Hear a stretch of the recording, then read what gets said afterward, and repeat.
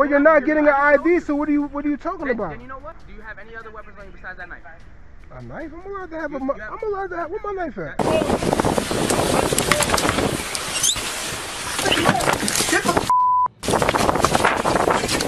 Hi everyone, welcome to Cops Quiz. Today's video highlights a brave man who confronted corrupt cops and forced them to leave. His story is a powerful example of how knowing and asserting your rights can turn the tables on corruption. Subscribe now to see more of these impactful stories and gain valuable insights on how to protect yourself. Let's get it on. On February 28, 2023, in Newark, New Jersey, officers from the Newark Police Department interacted with an individual identified as the owner of the King Black News and Visuals YouTube channel, referred to here as Mr. KB.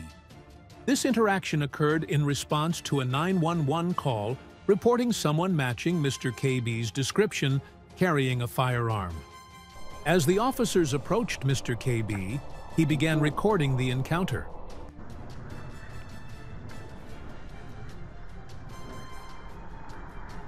What's up?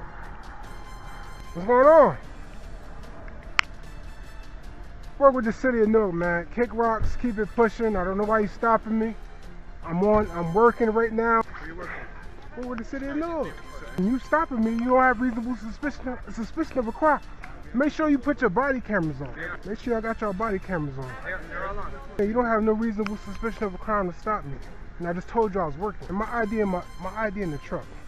You can't stop me just for having this stuff on, man. Seriously. I saw one of you come past me already. I ain't got my ID on me. It's in the truck. It's in my garbage truck. I'm looking for something. That's why y'all stopped me from doing what I gotta do. I'm looking for something. Came out, but y'all stopped me like I'm a terrorist, bro. That's what I'm saying. I don't appreciate that, man. I'm working right now. Because I know my rights. Under U.S. law, officers can ask for identification during a Terry stop, but individuals are not universally required to comply unless state law mandates it. New Jersey is not a stop and ID state, meaning officers generally cannot demand identification unless it is for traffic stops, arrests, or issuing summonses. New Jersey legal precedents indicate that refusal to provide identification without a legal requirement is not considered obstruction. New Jersey's obstruction statute, Section 2C-29-1, addresses the illegal hindrance of governmental operations. An individual may be charged with obstruction if they deliberately interfere with a public servant's duties through actions like fleeing or intimidation. The 1985 case, State v. Pearlstein, clarified that obstruction statutes apply only to violent or physically obstructive acts. This was reaffirmed in State v. Camillo, 2005, where the court emphasized that merely failing to identify oneself does not constitute obstruction. For example, refusing to give personal details to a state trooper for an incident report was not considered obstruction. Therefore, Mr. KB's refusal to identify himself was unlikely to be deemed obstruction under New Jersey law. The officer claimed that, despite resolving their initial suspicion, they needed to identify Mr. KB for their report and to continue his detention. Am I free to leave, yes or no, sir? Mr. Cardinal, what's your badge number? All right, what's your reason for stopping me? Don't tell me to be quiet. Because we stopped you, now we have to do a FI. We have to do a stop report. You're not getting an identification because I haven't committed a crime, number one. I already identified myself by telling you that I work for the sanitation. What's your name? I'm not required by state law. I already told you that I work for the city, and I already told you I work for sanitation. I told you what I was doing. I'm looking for something. You still wasting my time. You sitting here telling me that I'm being detained. You put me through an unlawful detention. I don't care about none of that stuff you're talking about. You saying I'm about to escalate? Ain't nobody escalating nothing, man. Well, you're not getting an ID, so what are you talking about? Then you know what? Do you have any other weapons on you besides that knife? A knife? I'm allowed to have where my knife at? Do you have reasonable articles to believe that I have any other weapons on me? Listen. Can I call my supervisor from sanitation? Am I allowed to do that? No. That's how I know you're trying to escalate. I promise you on everything I love, you're not getting identification. You might as well not even bother asking me. Call the supervisor. I'm not making that hard, man. Y'all don't want to intimidate me, bro. You can call the whole second and first precinct, whoever you want to call. What am I being stopped for? What crime? What crime have I been committed? What? You said you got a description. You said I got a description. Like, I know the state statutes. You sitting here stopping me for no articulable reason. Y'all making me upset right now. Yeah, but you're not getting the identification. All right, so look, check this out, right? I already made abundantly clear that I work for DPW, and I already told you what I was doing. I'm under official duty, doing my job. I can call my supervisor. Yeah, I can call him right now. You could ask for his name, but you're not getting my name on no ID for what? I ain't committed a crime. We did not approach you. We didn't come at you crazy. We came at you respectful, right? The first thing you said, yo, look, now all we're trying to tell you literally is, okay, right? Our suspicion is dispelled, but we still need to identify the person we are speaking to. U.S. law allows officers to detain individuals on reasonable suspicion of criminal activity. In Florida versus Royer, 1983, the U.S. Supreme Court emphasized that such detentions must be temporary and minimally intrusive. This principle was reiterated in State versus Chisholm, 2019, where the Supreme Court of New Jersey ruled that extending a detention after resolving initial suspicions violated the Fourth Amendment's protection against unreasonable seizures. Officers' decision to not issue a summons implied no criminal activity was found, making further detention, such as warrant checks, improper. Since Mr. KB was not involved in criminal activity, continued detention after initial suspicions were dispelled likely violated his Fourth Amendment rights. Sergeant Vasquez explained to Mr. KB that the stop was based on a 911 call about someone matching his description carrying a handgun. We got a call, right, for a male fitting your exact description, wearing a book bag, wearing a walkie-talkie with a tactical. That's fine. That's fine. Then they said that they believed that you had a weapon. All right. I'm willing to identify myself if I had committed a crime. That's what I'm saying. Well, so under no circumstances, I'm not giving you my ID. You're about to be under a federal investigation. Do you really believe that you can stop people without having an articulable suspicion of a crime? Oh, someone fitting your exact description. What's their statute? We're stopping you as the person who fits that description.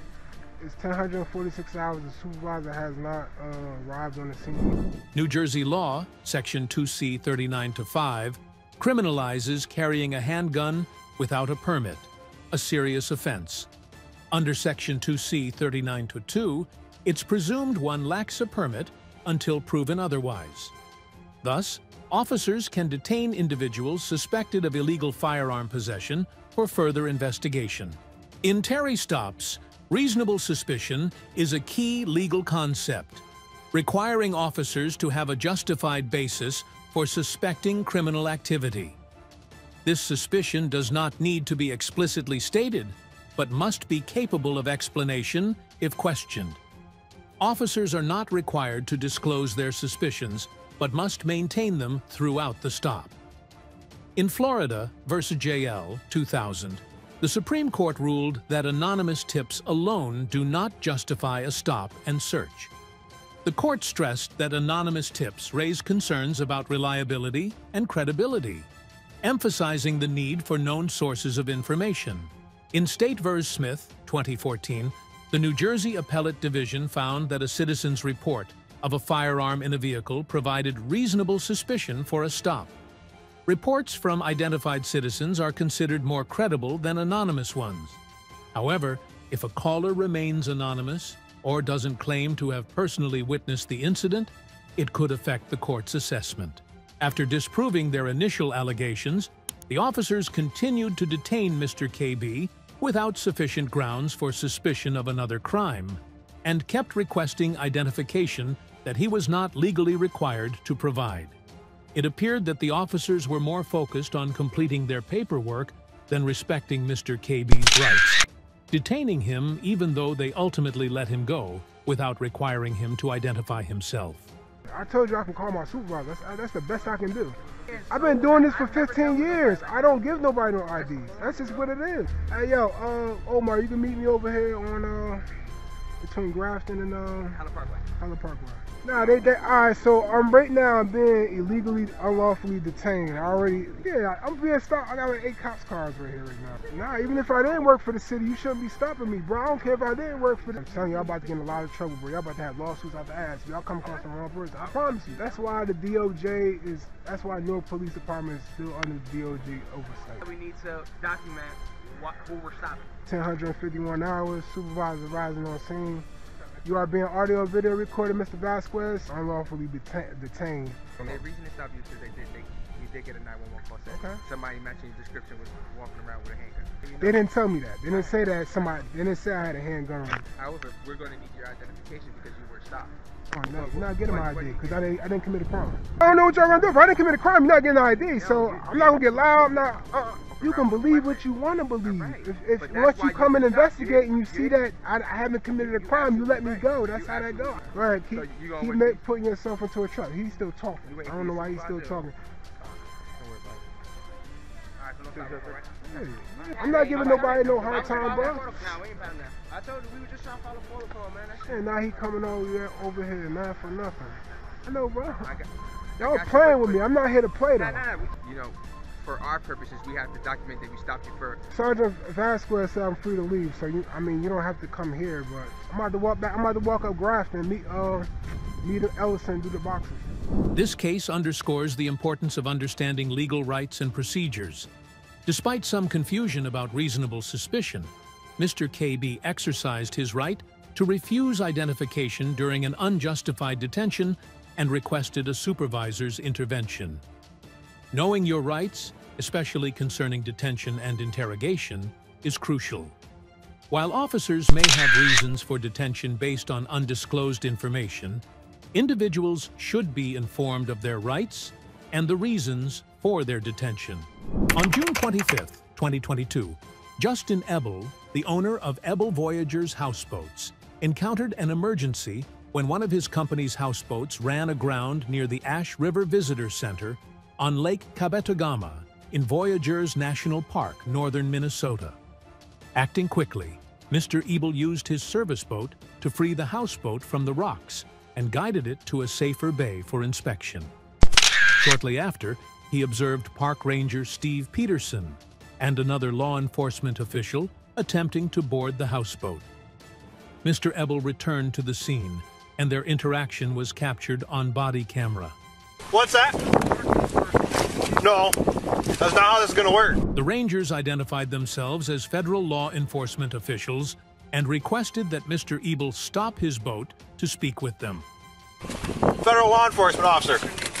My name is Ranger. Call whoever you got to call. Go ahead. Let's go talk to him. You want to talk to him first? Yeah. You don't have a permit to operate a business here anyway. Just power down. We'll just come talk to you. No, I'm going in. I'm going to park now. I said what you're doing right now is interfering with the agency's function. We're going to talk to you.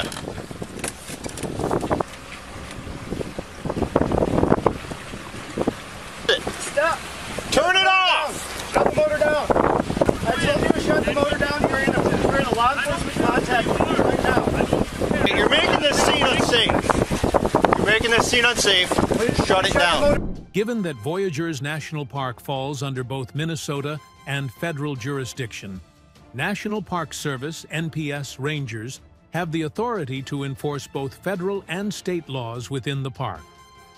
According to Section 10-2701 of Title 54 of the U.S. Code, NPS Rangers, who work for the Department of the Interior, are authorized to make arrests without a warrant for any offense against the United States committed in their presence and to investigate such offenses.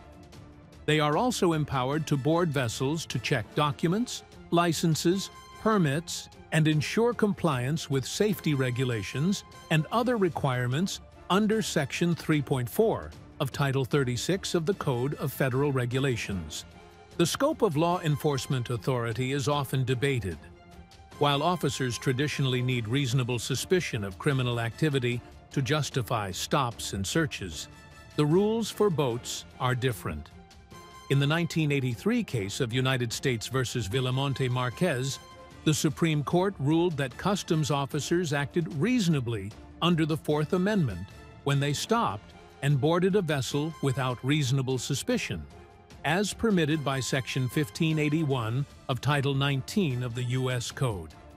The court noted that, unlike vehicles on land, which can be subject to roadblocks and checkpoints, boats on water cannot be effectively monitored in the same way, making random spot checks more reasonable. In the 1981 case of Blair versus United States, the Fourth Circuit Court of Appeals emphasized that customs officers and state police must generally have reasonable suspicion of illegal activity to conduct a lawful investigatory stop on inland waters. However, the authority of NPS rangers to conduct suspicionless stops raises questions. Although some argue that reasonable suspicion is required for such stops, others believe that specific regulations governing NPS rangers might permit such actions. When Mr. Ebel refused to stop his boat, the rangers boarded the vessel and, after a struggle, used a taser. Not at all. Stop! Now you are being seized! Get the Get your hands behind Stop! Get your hands behind your back! Stop! Why? What the fuck Why did would you you do do? that? Because I'm trying to take care of my guest! You got any weapons on you, sir? Weapons and work. Is there anything in here that we need to know No, about? there's nothing. Come on. This is totally unnecessary. It is. Why can't I get my houseboat parked out of the You're in the middle of a law enforcement contact. You're interfering with agency's functions. Be advised, we have one in custody. What were you thinking? Good copy. I was trying to take care of my guest. Do me a favor, try to put your knees towards your chest. I'm trying to get you up and I'll go towards your front. We're gonna set you up here. 1, 2, 3. Can you get up? Yeah, let me put this in.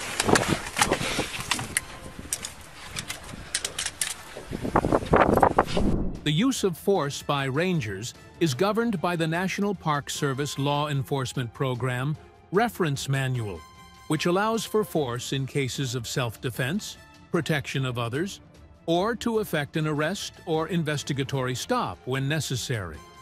Tasers may be used when individuals are actively resisting or pose a risk of harm, provided the action is deemed reasonable. While the Supreme Court has not specifically ruled on taser use, the 1989 case Graham v. Connor provides criteria for assessing the reasonableness of force, including the severity of the offense, the threat level to safety, and the individual's resistance. In Brown v. Golden Valley, 2009, the Eighth Circuit Court of Appeals ruled that it is unlawful to taser a nonviolent suspected misdemeanor offender who is not fleeing or resisting arrest and poses minimal threat. Applying these standards, Mr. Ebel's case, involving an attempt to evade arrest without a serious offense or immediate threat, suggests that the taser use might be questionable and potentially excessive. What's that? What's your name? Yeah. Well, I can't hear very well either. Well, I announced that back there when we were trying to contact you. What was wrong with me getting them into the bay without the wind so we could deal with this? I understand that, but we still have to do a report to find out what well, it's going to be a happened, okay? great report. You got anybody you can call for this one? Take care of this boat.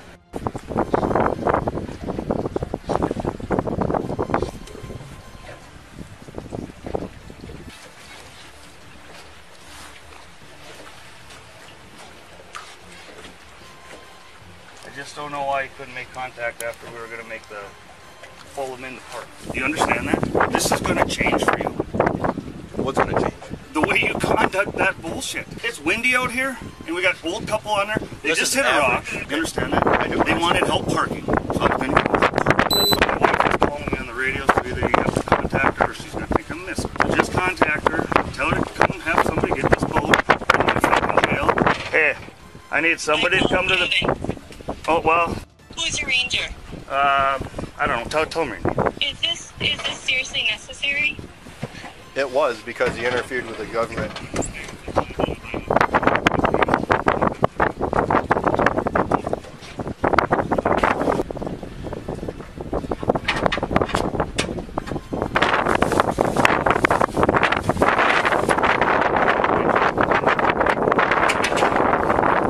After a safety inspection revealed insufficient flotation devices on his houseboat, Mr. Ebel was taken to the visitor center, detained, and questioned for several hours.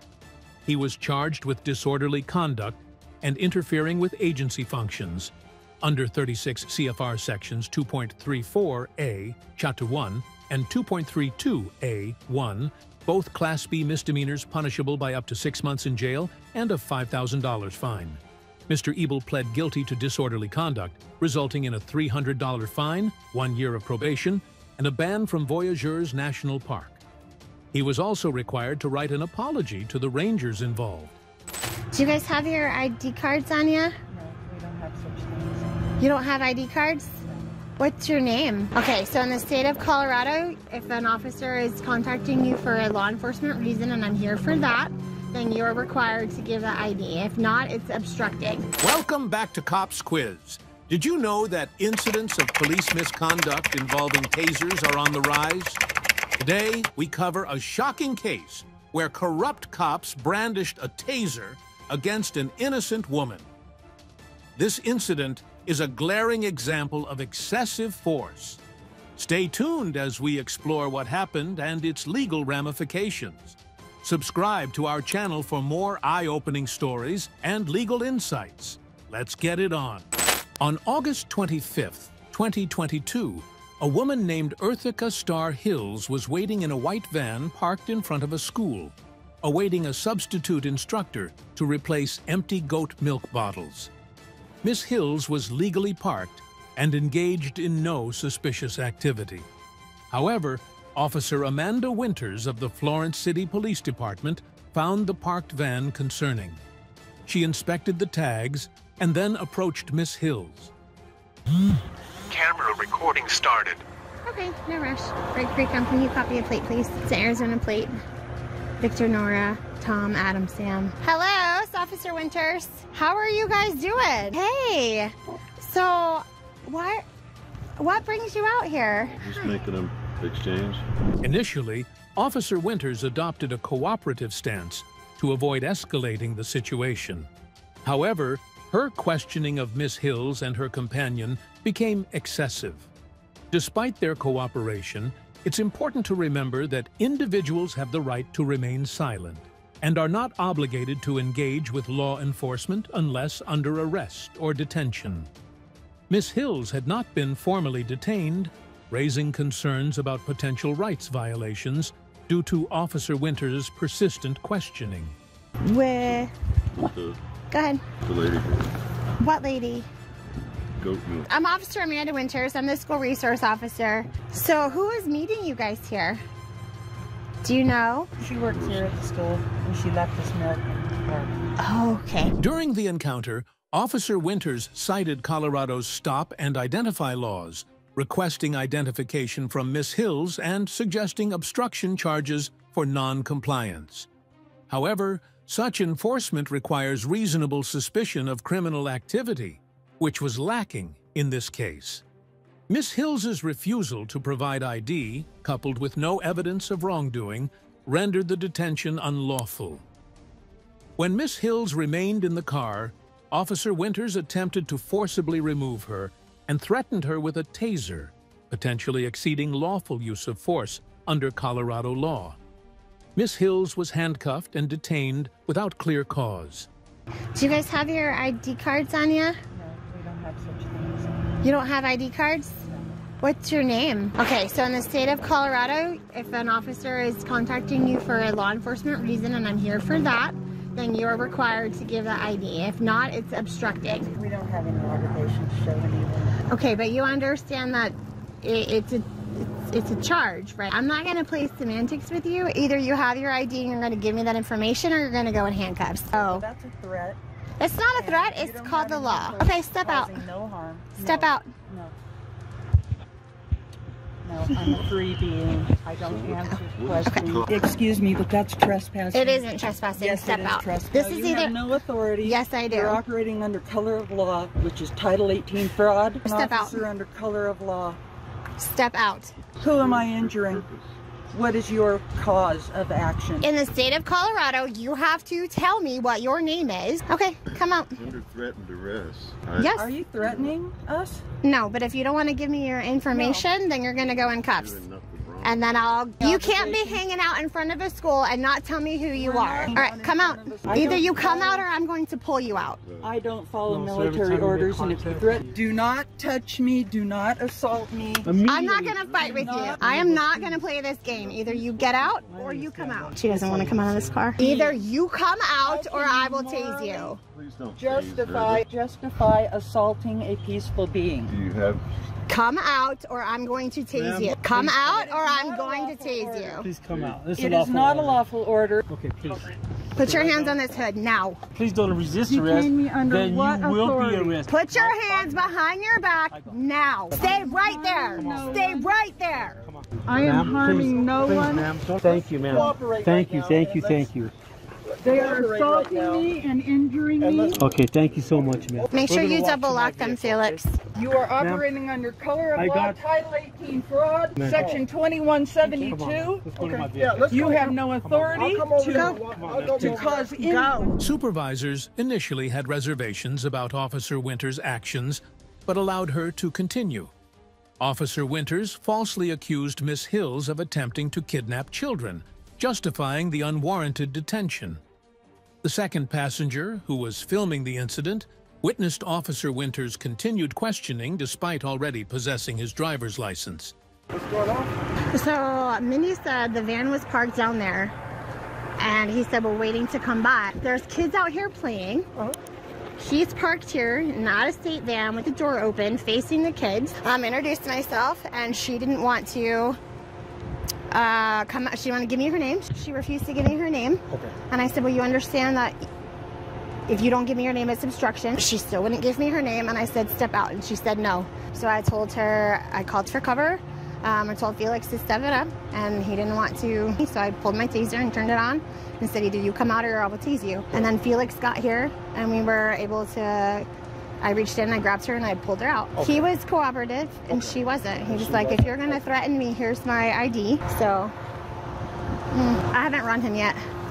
Your handcuffs are okay. You're either going to give me your name or you're not. Either way, you are under arrest because you're going to be charged with resisting and obstruction. Not only that, you refused to get out of your car even after I asked politely. On top of that, other than that, you're parked in front of a school, children are on the playground, and then you don't want to tell me who you are, which makes me think that you're here to abduct children. So regardless of whether or not you give me your name, you are going to jail. I'll show you. We're past that. I'm past that. My identification. I am past that. No, you're assaulting me, and this is a threat. No, ma'am, we're not assaulting you, ma'am. Ma'am, please, I'm asking you, please do not resist arrest. Let her pat you down. I'm resisting your crimes. Yes. Yeah, and that is a crime. You cannot resist police officers. And then she's failing to identify herself. Okay, yeah. No, get in. Let's go. Let's get in. You are injured. Go, get in. Get in. By your actions, Get in. Let's go. Get in. Okay. We don't agree to anything. Get in. Mr. Haley, this is you, correct? Okay, so here's the deal. The state of Colorado. And how does that apply to a man or a woman? Are you Jason Haley? Do you have evidence that I'm a person? I'm not going to play this game. Are you Jason Haley? Is this you? Well, that's my driver's license. Okay. It's David 107-02-527. You cannot, in the state of Colorado, fail to identify yourself when you are contacted for a law enforcement reason, especially when you're parked outside of a school. That would cause harm to anyone? It's not about causing harm. By virtue of not identifying yourself. Anything out of Colorado, ma'am? I'll be right back. Miss Hills complained about the tightness of her handcuffs, but Officer Winters refused to adjust them, citing Miss Hills' resistance to arrest. Police officers are responsible for ensuring that the use of force, including handcuffs, is reasonable and proportionate. Adjustments should be made if a suspect complains of discomfort to avoid excessive force, which could violate constitutional rights. Officer Winters gave Miss Hill's belongings to the second passenger, allowing him to leave, but continued to insist on compliance with her demands. Miss Hills was taken to the county jail and charged with resisting arrest and obstructing justice. She was wrongfully detained for 15 days before the court dismissed all charges. Miss Hills plans to file a civil lawsuit against the police department and the officers involved. Did they tell you they were coming to the school to get some milk? Yeah, they said they were here to get some, but I introduced myself and I was like, what are you guys doing here? And they were telling me that they were getting the goat's milk and all that stuff. Mr. Haley, I'm not towing your vehicle. Let me grab that then. Do you want to keep it for her? Okay, I'm gonna serve off with her things on the top. Too tight. You want to loosen them up? No. No? The jail's not that far. What's your case number on this? 541. These are her necklace and her vape. Give those to you. This is my business card, and then this is your case number on the back. If you want body camera footage, you have to go through discovery through the DA's office. She's going to be taken to the Fremont County Sheriff's Department in the detention center in Canyon City. If you're being contacted for a law enforcement reason, you cannot refuse to give us your identification. And if a police officer tells you to get out of your vehicle, you cannot refuse. That gentleman was my commander. You're welcome to chat with him, and we'll give that to him for his. Hey, Felix, let me see that business card real quick. If you tell the jail that I'll have the PC for them in a minute. That is Mr. Jason. Do you need me to move? Are you gonna back up or you want to move? Okay. Do you have any other questions, sir? She doesn't have a state issued ID. It's fine. She just needed to give me her name and her date of birth, and that was it. There wasn't anything else that she needed to give. It's absurd that she wouldn't just tell me her name. You know, you have to understand from our perspective. We have two people that the school staff has no idea. You have students out here playing on the playground with an unknown woman and an unknown man. It looks like you're trying to abduct a child. On May 1st, 2021, Navy veteran Mr. James waited outside a closed bar for his Uber to take him home after responsibly choosing not to drive. Despite his law-abiding behavior, a Wheat Ridge Police Department officer approached him, suspecting him of wrongdoing.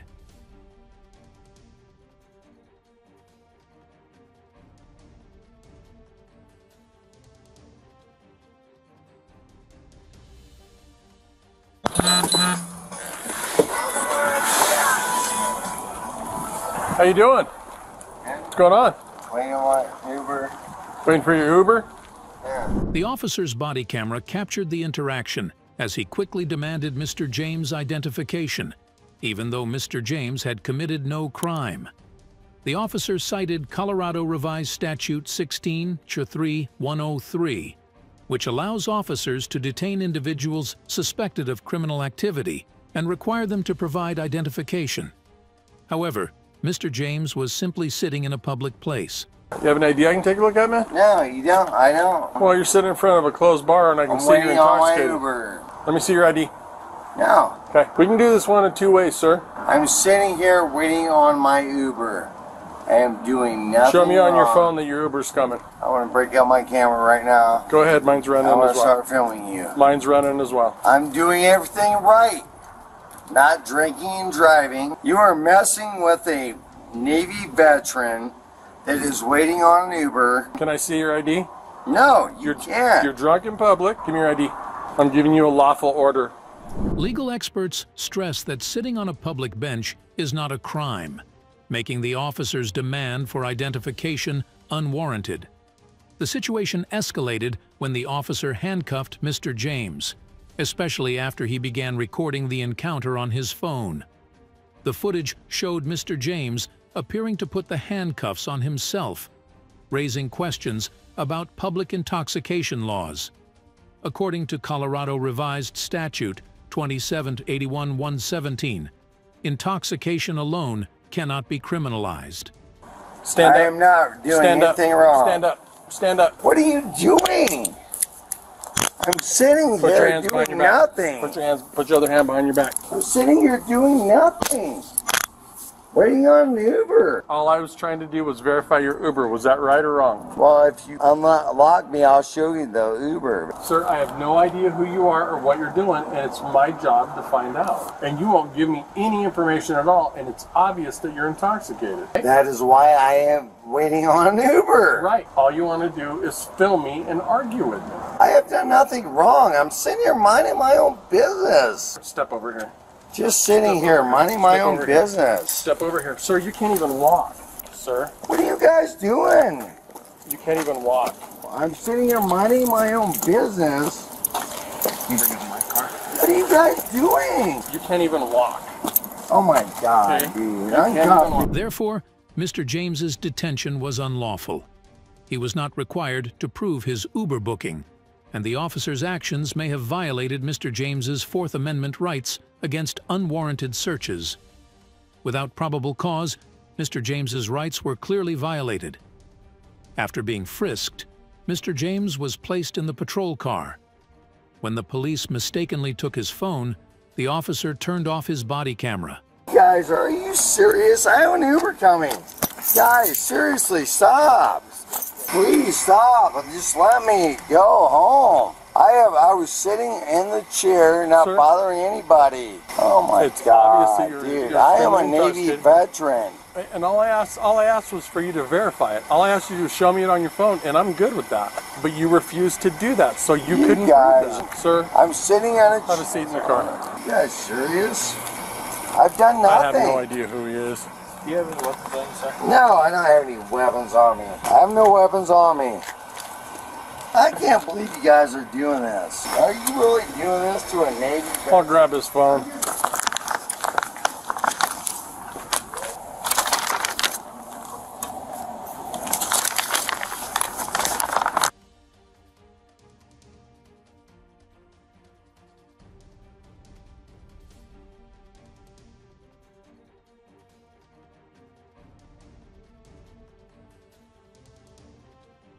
Three minutes later, the officer's body cam resumed, capturing a crucial moment. The officer's conversation during the camera's inactivity raised transparency concerns. Eventually, the officers allowed Mr. James to prove his Uber booking, hinting at rectifying their actions. The officer initially promised to release Mr. James, but unnecessarily prolonged his detention, which was entirely unlawful.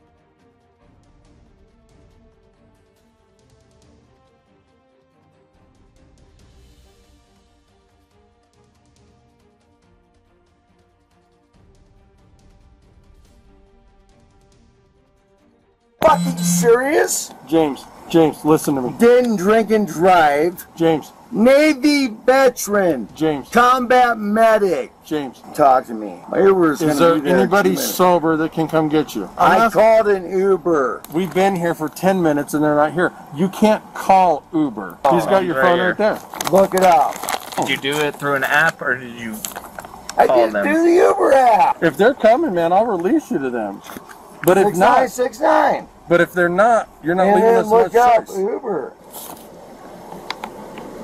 Just scroll through till you find the Uber app. Listen, fellas, you should not be doing this to a combat medic veteran. Is he coming? Okay, he's James. I respect you guys. James. I respect your job. James. It says it's 5 minutes away. If he's here in 5 minutes, we will release you to that Uber. Okay, please. Let me out of here and uncuff me. I didn't do anything. When the Uber gets here, we'll do that. James, No, Jerry. James, listen to me. All you had to do was show me this in the first place. Like I wasn't respected. Sorry you felt that way, James. Despite acknowledging Mr. James's sobriety, the officer manipulated the situation, falsely claiming his actions were for Mr. James's safety. This misrepresentation is troubling. Although Mr. James was eventually released, the officer's later kindness cannot overshadow the violation of Mr. James's rights. We were concerned for your welfare. That's why we contacted you. Right. We didn't want you walking off into the street. And now that we know that there's a sober driver, we're okay with releasing you. Well, we just... Okay. Like I said, I have no problem releasing you to Uber, man. At all. So hang tight. As soon as Uber gets here, dude, I have no problem. I have no problem releasing you to the Uber. Okay. I get you. You're going to be cooperative? Absolutely. You're going to be cool, right? I'm going to have one more thing to say, brother. Yeah? Seriously. Can you just face that way for me? So that I can uncuff you? You just want to step out if that's easier? That's pretty soon easier, Fellas, I understand you have a job to do. Oh, Terry? Yes, sir. One of you? No, yes, sir. Like I said. Army for me. You what? Oh, family's Army. Oh, okay. I'm the only Navy.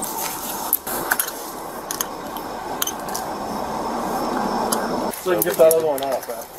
It's easier if he spins you around so you're not. I was sitting. And I commend you for that. I really do. I commend you for that.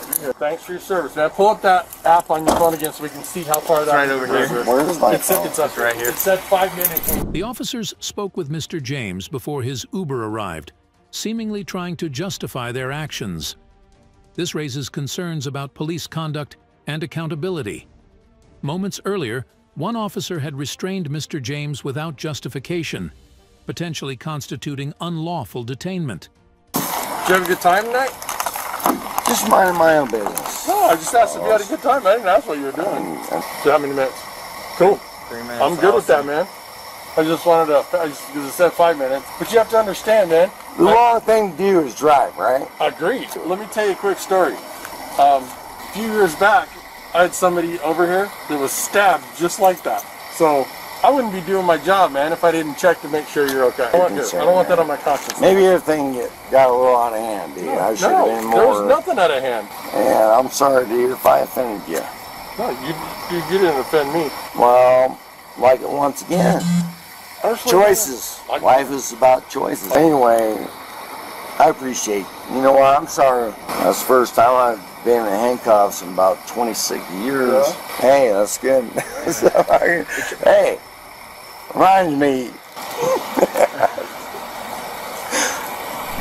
The subsequent footage shows an officer briefing the Uber driver, furthering the narrative of justifiable action. Understanding citizens' rights and police responsibilities is crucial to prevent similar incidents. Under U.S. law, officers must have reasonable suspicion or probable cause to detain individuals, and any use of force must be necessary and proportionate. Mr. James's formal complaint underscores the need for police oversight and accountability. I think this might be your ride. I know, brothers. Well, I mean, I could be angry, but I could say this. Hey, man. It's a good experience. Are you Uber? Yeah. I got your guy's over here. He's sitting in front of a closed bar. Hunched over a little bit. He's had a little bit to drink, so he's good. He's not creating any problems, but as a police officer, I drive by and see somebody hunched over on a bench outside of a closed bar, and that's a clue. Hey, they're gonna get you home, brother. Never lied to you. Nope, you didn't. I appreciate that. They're gonna get you. Yeah. Yep, that's James. Thanks, man. Hey, thank you guys. Appreciate it. Thanks. In response to the incident, Wheat Ridge Police defended their actions, citing legal justification under 2 state statutes allowing temporary detention of intoxicated individuals for transportation to detoxification centers. Mr. James, expressing concerns about wrongful detainment, highlights the intersection of law enforcement and individual rights. He plans to seek legal counsel, emphasizing the importance of legal representation in protecting individual liberties. As we've seen today, incidents like this one remind us of the importance of holding law enforcement accountable. Your voice matters, so share your thoughts and experiences in the comments. If you believe in the fight for justice, make sure to subscribe and turn on notifications for more insightful content. Thanks for watching Cops Quiz, and see you in the next video.